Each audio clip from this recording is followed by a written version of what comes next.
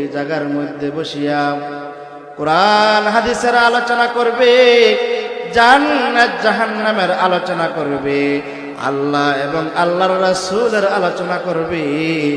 এই জায়গার চতুর্দিক দিয়ে রহমতের ফেরেশতারা বেষ্টন করে রাখেন।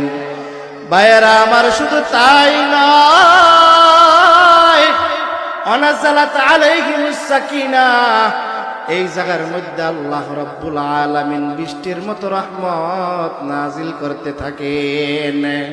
জোরে বলেন না সুবহানাল্লাহ।